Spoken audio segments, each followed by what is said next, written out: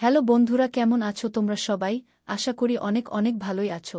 আর তোমাদের ভালোবাসায় আমিও অনেক ভালো আছি, কারণ তোমরা আমাকে যে পরিমাণে ভালোবাসা দিয়েছ এবং সাপোর্ট দিয়েছ তা আমি কোনোদিন ভুলতে পারবো না। তাই তোমাদেরকে মজা দেওয়ার জন্য আবারও একটি নতুন গল্প নিয়ে হাজির হলাম।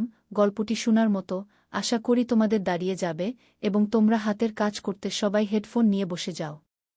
বাড়ির কাজের লোক খুবই যত্ন সহকারে প্রতিদিন আমার মেসেজ করত। আমি তাকে কিছু টাকা দিতে গেলে সে বলতো, থাক মালকিন, আজ রাতে বুঝে নেব। আমি কিছুই বুঝতে পারতাম না। মেসেজের সময় ধীরে ধীরে আমার শরীর থেকে ক্লান্তি দূর হয়ে যেত এবং আমি গভীর ঘুমে তলিয়ে যেতাম। তবে একদিন রাতে ঘুম আসছিল না। হঠাৎ আমি একটু অস্বস্তি অনুভব করতে লাগলাম। দেখলাম কাজের লোকটি মেসেজ করতে করতে সে আমার বন্ধুরা, আজকের গল্পটা অনেক স্পেশাল, তাই সবাই রেডি হয়ে যাও। দয়া করে গল্পগুলো ভালো লাগলে ভিডিওটি লাইক, শেয়ার এবং চ্যানেলটি সাবস্ক্রাইব করো প্লিজ। আমার নাম তানিয়া। আমি দেখতে অনেক সুন্দরী ছিলাম, একটু স্বাস্থ্যবান, যা আমাকে আরও বেশি আকর্ষণীয় করে তুলেছিল। তাই বিয়ের আগেই আমার জন্য প্রতিদিন বিয়ের প্রস্তাব আসত। আমি ছিলাম আমার বাবা মায়ের একমাত্র মেয়ে। আমার বাবা চাইতেন আমি ডাক্তার হই, যেন তার নাম উজ্জ্বল করতে পারি। কিন্তু যখন আমার জন্য এত ভালো প্রস্তাব আসতে শুরু করল, আমার মা বারবার বলতেন, তুমি পড়াশোনা ছেড়ে দাও যাতে তোমার বিয়ে দিতে পারি। কিন্তু আমি মাকে বলতাম, আমার তো ডাক্তার হওয়ার ইচ্ছে, বিয়ে এখনই করব না। এটা শুনে মা খুব রেগে যেতেন। মা বলতেন, আগে বিয়েটা করো,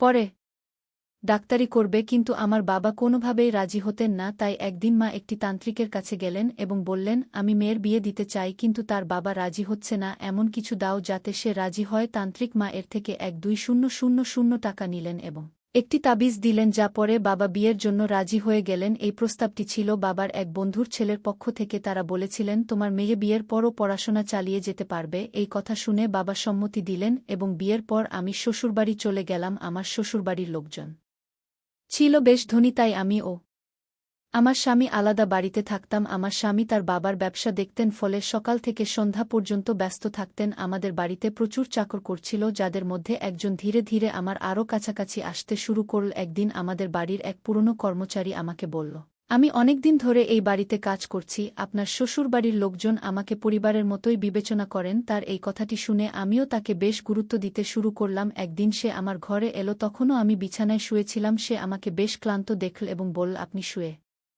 থাকুন, নিশ্চয়ই অনেক ক্লান্ত হয়েছেন। যদি আপনি আপত্তি না করেন আমি আপনার পা টিপে দিতে পারি। তার এই প্রস্তাব শুনে আমি হতবাক হয়ে গেলাম। আমি একজন যুবতী এবং সুন্দরী ছিলাম, কিন্তু আমার স্বামী ছাড়া অন্য কোনো পুরুষ আমাকে কখনো ছুঁড়িনি এবং আমি কখনো কোনো কর্মচারীর থেকে পা টিপিয়ে নেইনি। তাই আমি তাকে সাথে সাথেই মনে করলাম এবং বললাম, না, আমি এ ধরনের জিনিস পছন্দ করি না যে কেউ আমাকে ছুড়ে দেবে। তারপর সে চুপচাপ চলে গেল। তখনই আমি বুঝলাম আমি হয়তো খুব কঠোরভাবে তার প্রস্তাবের উত্তর দিয়ে, হয়তো সে আগে থেকেই এই ধরনের কাজ করে আসছে, কিন্তু আমার সরাসরি না বলা সে মন ক্ষুণ্ণ হয়েছে। আমি স্বভাবতই বেশ নরম মনের মানুষ, তাই পরে মনে হলো আমি তার মনে কষ্ট দিয়েছি। এরপর থেকেই আমি মাঝে মাঝে তার কথা ভাবতে লাগলাম। পরের দিন আবারও সে একই প্রস্তাব দিল। সেদিন আমি খুব ক্লান্ত ছিলাম, তাই নিজের পা বিছানা থেকে নামিয়ে বললাম, তুমি আমার পা টিপে দিতে পারো। তার মুখে হাসি ফুটে উঠল এবং সে আমার পা টিপতে শুরু করল। এত ধীরে ধীরে পা টিপছিল যে আমার আবার ঘুম আসতে লাগল। সে তখন বলল, মালকিন, আপনার ঘুম আসছে, আপনি বিছানায় শুয়ে পড়ুন, আমি পা টিপতে থাকব।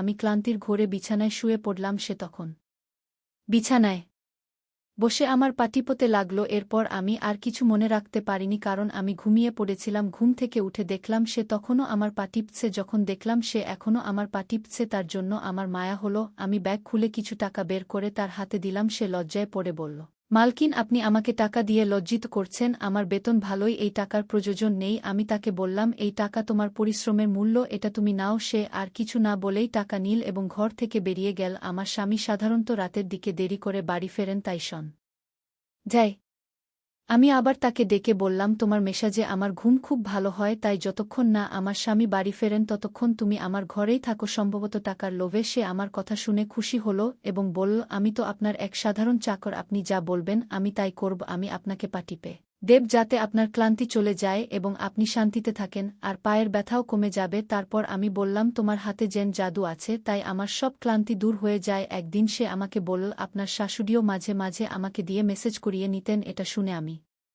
একটু অবাক হলাম, কারণ আমার শাশুড়িকে কখনো এমনটা মনে হয়নি। তবে এই চাকর মিথ্যে বলার মতো কেউ নয়। আমি শ্বশুরবাড়িতে 1 মাস হতে চল এবং এই সময় আমি তাকে পর্যবেক্ষণ করেছি। সে সবসময় সত্যি কথাই আমাদের বাড়িতে আরও কয়েকজন কাজের লোক ছিল, তবে তাদের মধ্যে একজন ছিল খুব মিথ্যাবাদী এবং বিশ্বাসযোগ্য ছিল না। সে আমার কাছ থেকে শোনা কথা পুরো পাড়ায় ছড়িয়ে দিত, তাই আমি তাকে আমার ঘরে আসতে দিতাম না। তবে এই চাকর আমাদের পরিবারের পুরনো ছিল, তাই আমি তার উপর বিশ্বাস করতাম। সে যখন আমার ঘরে আসত সবসময় চোখ নিচু করে থাকত। সে আমার শরীর স্পর্শ করত, কিন্তু তার মনে কোনো খারাপ উদ্দেশ্য ছিল না। এটা প্রতিদিনের মতোই ছিল। একদিন আমি আমার স্বামীকে বললাম, আমাদের বিয়ের পর থেকে আমরা কোথাও ঘুরতে যাইনি। আমার স্বামী তখন বলল, আমাদের বিয়ে হয়েছে, কিন্তু তুমি সবসময় ঘুমিয়ে থাকো। আমি যখন রাতে বাড়ি ফিরি তখনও তুমি গভীর ঘুমে থাকো। দিনে আমার সময় হয় না, আর রাতে যখন বাড়ি ফিরি তখন তুমি ঘুমিয়ে যাও। তার এই কথা শুনে আমার মনে হলো এটা বোধহয় চাকরের মেসেজের কারণেই হচ্ছে। আমার স্বামী ঠিকই বলেছে, আমার প্রতিদিন রাতের বেলায় জেগে থাকা উচিত ছিল। সেদিন আমি সিদ্ধান্ত নিলাম, যখন চাকর রাতে আমাকে মেসেজ করাতে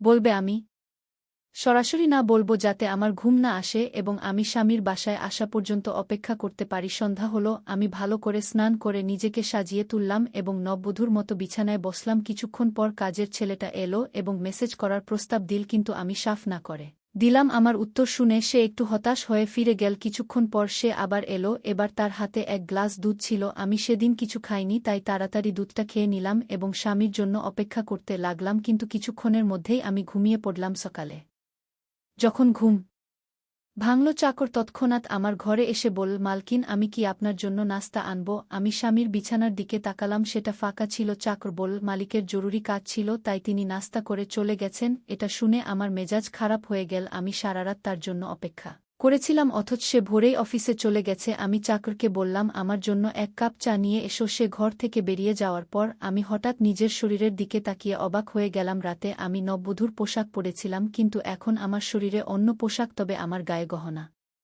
তখনও ছিল। আমার মাথা ভারী লাগতে শুরু করল। আমি ভাবতে লাগলাম, রাতে কি ঘটেছিল, আমার ঘরে কে এসেছিল এবং আমার সঙ্গে কি হয়েছিল। কিছুই মনে পড়ছিল না, আর তাতে আমার হৃদয় প্রচণ্ড দুর্বল হয়ে গেল। তখনই চাকর চা নিয়ে ঘরে ঢুকল। আমি সেদিন চাকরকে বললাম, আমার শরীরটা খুব ক্লান্ত, তুমি যদি একটু মেসেজ করে দাও। সে বিছানায় উঠে আমার শরীর মেসেজ করতে লাগল। আমি কিছুক্ষণ বিছানায় শুয়ে থাকলাম। হঠাৎ করে সেদিন আমার স্বামী বাড়িতে চলে আসেন। আমি রেগে গিয়ে বললাম, আমি সারারাত তোমার জন্য জেগেছিলাম, কিন্তু তুমি আসলে না। আমার স্বামী বলল, আমি যখন ঘরে এসেছিলাম তখন তোমাকে ঘুমন্ত অবস্থায় দেখলাম, তাই তোমাকে জাগালাম না। আমি অবাক হয়ে গেলাম, কিন্তু আমার কাপড় কে বদলালো এবং ঘুমিয়ে থাকার পরও কেন আমার শরীরে ব্যথা হচ্ছে? আমি দ্বিধায় পড়ে গেলাম। আমার স্বামী আমাকে বলল, এটা নিয়ে মাথা ঘামানোর দরকার নেই। আমি আজ রাতে একটি কাজের জন্য বাইরে যাচ্ছি, কিন্তু এখন আমার হাতে ৩-৪ ঘন্টা সময় আছে। তুমি চাইলে আমরা এখনই কোথাও ঘুরে আসতে পারি। এটা শুনে আমার মেজাজ ভালো হয়ে গেল, কারণ বিয়ের পর এই প্রথমবার আমরা একসঙ্গে কোথাও বাইরে যাচ্ছিলাম। আমি তাড়াতাড়ি তৈরি হতে লাগলাম, আর আমার স্বামী গাট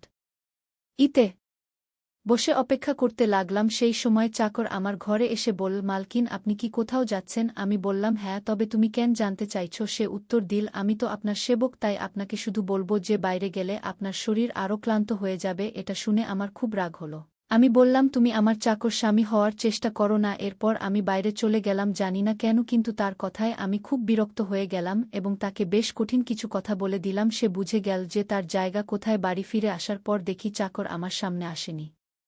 আমার স্বামী গেটের সামনে আমাকে নামিয়ে দিয়ে আবার বেরিয়ে গেল। আমি ঘরে ঢুকে কে বুঝতে পারলাম আমার শরীর প্রচণ্ড ব্যথা করছে। মনে হচ্ছিল আমার শরীর যেন ম্যাসাজের জন্য অভ্যস্ত হয়ে গেছে, আর তাই রাত হলেই শরীর মেসেজের জন্য আকুল হয়ে পড়ছিল। আমি সেদিন ভুল করে চাকরকে রাগিয়ে দিয়েছিলাম, তাই সে আজ আর আমার ম্যাসাজ করতে আসেনি। কিন্তু আমার শরীর এত ক্লান্ত ছিল যে তার প্রয়োজন অনুভব করছিলাম, তাই আমি অন্য এক গৃহকর্মীকে ডেকে তাকে নিয়ে আসার জন্য বললাম। কিছুক্ষণ পরে সেই চাকর আবার আমার ঘরে এলো। চুপচাপ বিছানায় বসে আমার পায়ে ম্যাসাজ করতে শুরু করল। আমি তার এই বিনয় দেখে একটু লজ্জিত হলাম। এত কথা বলার পরও সে কিছু মনে করেনি। তাকে চুপচাপ দেখে আমি নিজেই বললাম, সেদিন কি যে হলো, আমি তোমাকে অকারণেই বকেছিলাম। আসলে আমি দীর্ঘদিন পর আমার স্বামীর সাথে বাইরে যাচ্ছিলাম, আর তাই তোমার কথা শুনতে ইচ্ছে হয়নি। আমাকে ক্ষমা করে দাও। আমি তার মালকিন হলেও ভিতরে মানবিকতা বেঁচে ছিল, তাই মালকিন হয়ে তাকে ক্ষমা চাইতে বাধ্য হলাম, কারণ সে একজন চাকর হলেও আগে তো একজন মানুষ। সে আমার কথা শুনে বলল, আপনি আমার মালকিন, আমি আপনার জন্য কাজ করি এবং এর জন্য আমি বেতন পাই। আপনি আমাকে যা খুশি বলার অধিকার রাখেন। তার এই কথা শুনে আমি আর কিছু বললাম না, শুধু ভাবলাম যে ভবিষ্যতে তাকে কখনো এমন কিছু বলবো না। সেদিন সে আমার পায়ে দীর্ঘ সময় মেসেজ করল এবং আমি আবার ঘুমিয়ে পড়লাম। আমার কোনো ধারণাই ছিল না কখন সে ঘর থেকে বেরিয়ে গেল এবং কখন আমার স্বামী বাড়ি ফিরল। পরদিন সকালে ঘুম ভাঙ্গার পর দেখি আমার স্বামী বাথরুমে তৈরি হচ্ছিল, আমি তাকে অবাক হয়ে দেখছিলাম। আজকাল কি যেন একটা হচ্ছে, আমার চাকরের মেসেজের পর এমন গভীর ঘুম আসে যে কোনো কিছু বুঝতে পারি না, কখন স্বামী ঘরে আসে সেটাও টের পাই না। ভাবতে লাগলাম তার মেসাজে এমন কি জাদু আছে যে আমি অজান্তেই গভীর ঘুমে তলিয়ে যাই। সকালে যখন ঘুম ভাঙ্গে তখন শরীর ক্লান্ত মনে হয় আর মাথাটা ভারী হয়ে থাকে, হাঁটাচলারও শক্তি পাই না। আমি আমার স্বামীকে এই বিষয়টি কখনো বলিনি, কারণ আমি চাইনি যে সে জানতে পারুক যে আমি ঘরের কাজের লোকের কাছ থেকে মেয়ে